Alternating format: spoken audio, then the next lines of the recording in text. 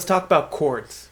This will just be a general overview of how I think about and categorize chords. I am a big fan of Barry Harris and his brilliant idea of the 6 diminished scale. I think it opens up many possibilities on the guitar, even at just the very, very basic surface level.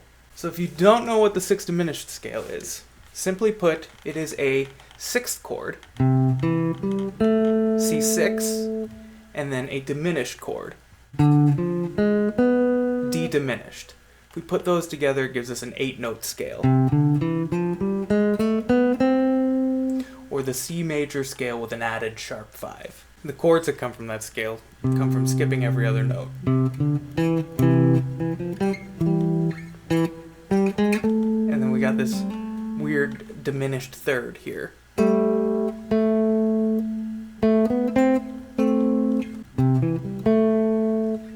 So that's C6, D diminished, the 6 diminished scale. So we can use that idea to categorize some chords. C6, C, E, G, A. Let's spell that chord just a little bit differently.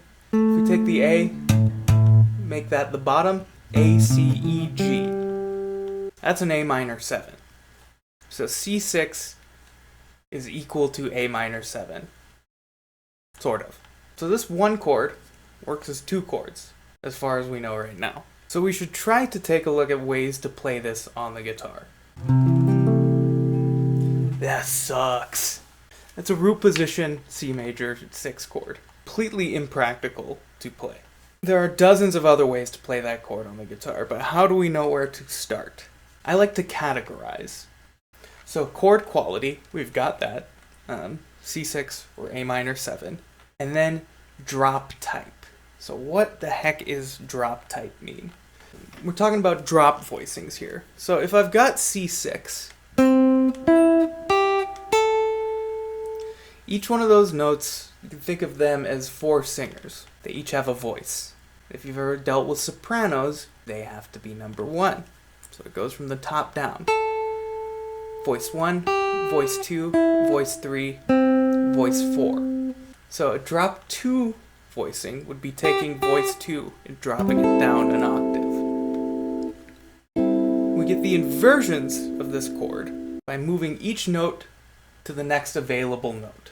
C moves to E, E moves to G, G moves to A, moves to C. So C moves to E, E moves to G, A moves to C, G moves to A. We can do that 4 times, 4 notes in the chord, 4 inversions, 4 different shapes. And they're repeatable. I don't know if I can grab this one. So, chord quality and drop type. The most common ones you'll see on the guitar are drop 2s and drop 3s. I really like drop 2 and 4s as well. Chord quality, drop type. The third category I like to think about is string set. Because of the nature of the guitar, we can have a chord with the exact same pitches, but 3 different fingerings. So in working through these inversions,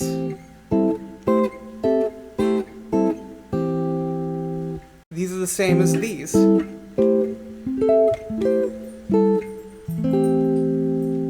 But I have to incorporate different fingerings. Quality, drop type, string set, inversion. Now we have some sort of category we can put these chords into. There's a little bit of contention I've seen online on what this is, what inversion this is. Because this is a root position C6 chord, but we drop this down. So is this a root position drop 2 voicing?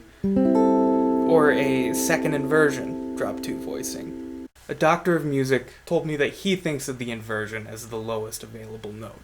So, since the 5th is in the bass, that's second inversion in my eyes. Also because of the nature of the guitar, these drop 2s on the top 4 strings, which is where I recommend you start. Like, just get comfortable with the drop 2 voicings on the top 4 strings. So we can take top string, move it to the bottom, and the math works out that it's a drop 3.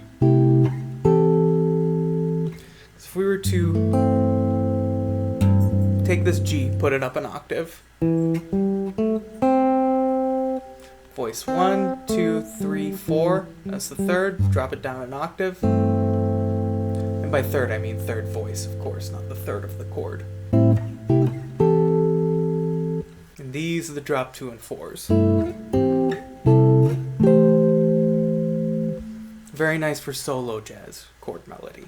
So you can sort of calculate from these 4 shapes. Okay, I've got these notes.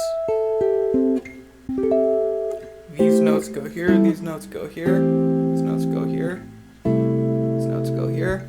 From your top string set, you can get the middle string set, and from the middle string set, you can get the bottom string set. We can get our drop 3s from our top string set of drop 2s.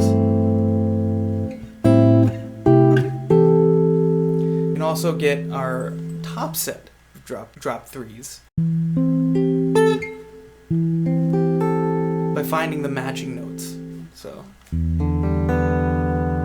6, 4, 3, 2, and 5, 3, 2, 1. Those are our 2 drop 3 string sets. Now, I believe that this is more than enough information to cover for a very, very long time. You could practice this 15 minutes a day for a year and still get more and more comfortable with it. However, let's look at ways we can alter the chord quality. C6 or A minor 7. Take it from both directions. So if I want this C6 to turn into a C7, I gotta know where the 6th is. It's right here. Raise that a half step, I've got C7. Do that for all of the chords. This becomes this, this becomes this, this becomes this, this becomes this. Again, C6. C minor 6. We can find the third of each of these chords.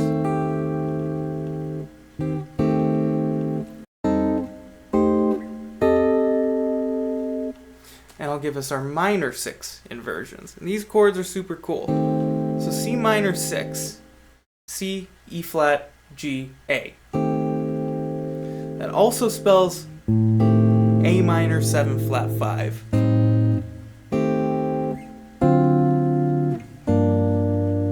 It also is a rootless F9. So this chord is a minor chord, minor 7 flat 5 chord, and a dominant chord as well. And since this is an F9, a dominant chord, that means tritone substitution is in play.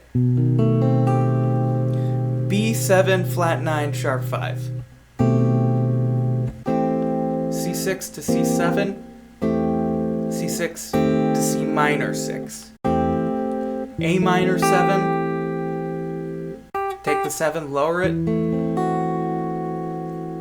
A minor 6. So these chords are closely related to each other. What are you going to do with that information? I'm not sure yet. I'm still trying to figure it out.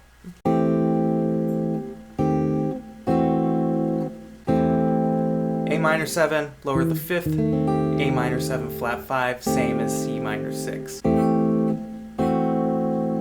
A minor 7, A minor 6.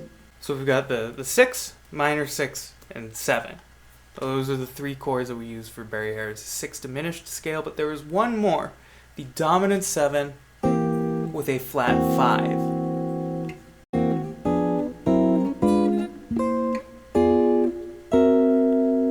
That's a nice sounding set. So drop 2, drop 3, drop 2 and 4.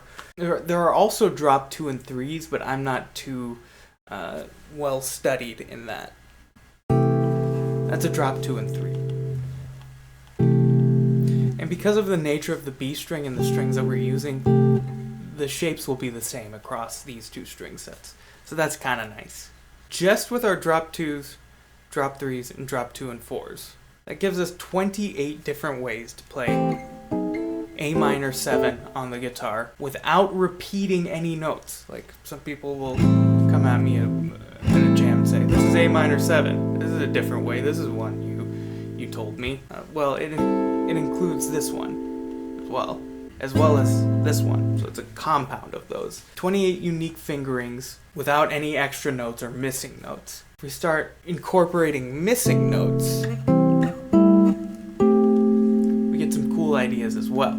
So the TLDR, if you want to get started with chord melody, play these 4 chords. Get very comfortable with that. Learn where each of the chord tones are. Root, 3rd, 5th, 6th, root, 3rd, 5th, 6th, root, 3rd, 5th, 6th, root, 3rd, 5th, 6th.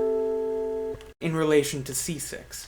You should do it for A minor 7 as well. Root, 3rd, 5th, 7th, root, 3rd, 5th, 7th, root, 3rd, 5th, 7th, root, 3rd, 5th, 7th. Once you get comfortable with where all the chord tones are, then you can start altering. C6, the 3rd, C minor 6, C6, 6th, C7, A minor 7, the 3rd, A7.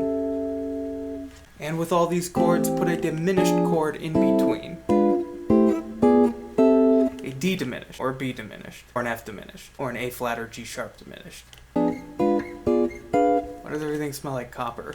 A little quick and dirty trick I use to help students remember if they've got the right diminished chord or not. If any notes in your diminished chord